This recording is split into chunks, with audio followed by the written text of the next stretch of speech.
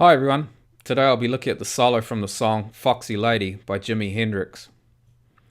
Foxy Lady is a modal tune in F-sharp Dorian. F-sharp Dorian is the second mode of E major and shares its key signature of 4 sharps. The solo begins 1 minute 46 seconds into the tune and is played over the following progression.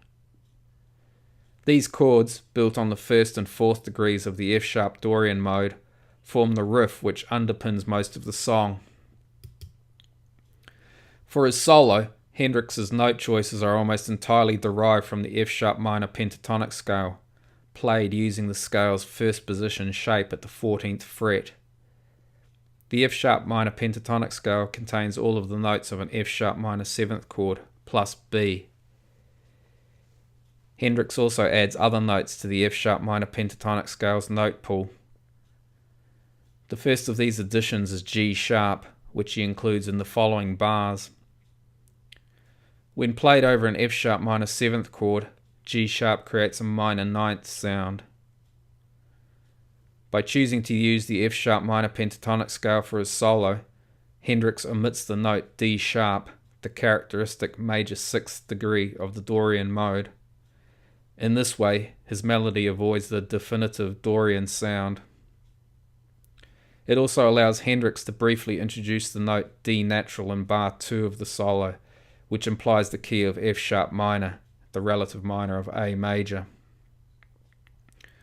The sound of F sharp minor is almost immediately counteracted, however, by the B major chord on the next beat. B major, with the inclusion of D sharp as its third, leads the tune back to the Dorian sound world. For the first 5 bars of the solo, Hendrix essentially outlines the notes of the underlying chord progression and avoids introducing the note B until the second half of bar 5. Even with a limited number of notes, however, Hendrix still creates interest in these bars through phrasing and the inclusion of several additional notes, such as the G sharp and D natural discussed previously.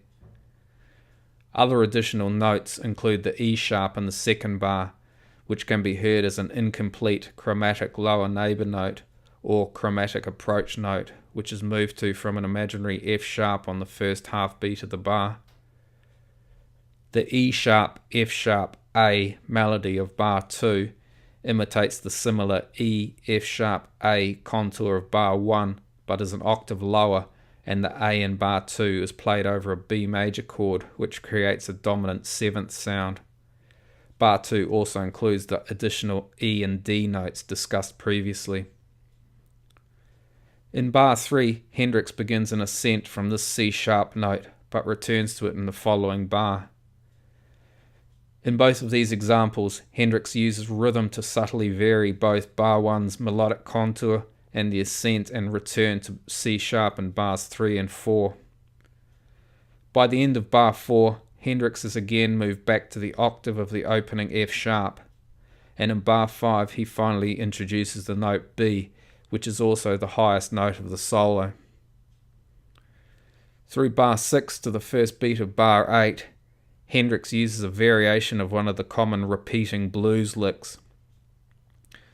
This lick essentially targets notes from the F sharp minor 7th chord and therefore floats over the change to the B chord at the end of bar 6.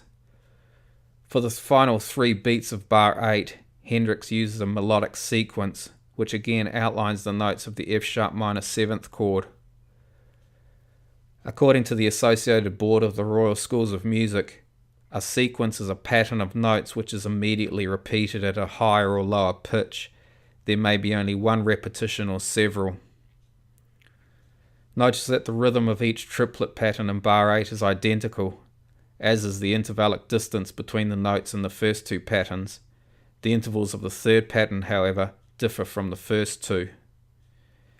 In melodic sequences, there may be slight variation to the intervallic contour and/or rhythm of each repetition. As long as each repetition is approximate, however, the ear accepts the sequential nature of the patterns. This concludes the analysis of the Foxy Lady solo. I hope you found this useful. Thanks for watching. See you next time.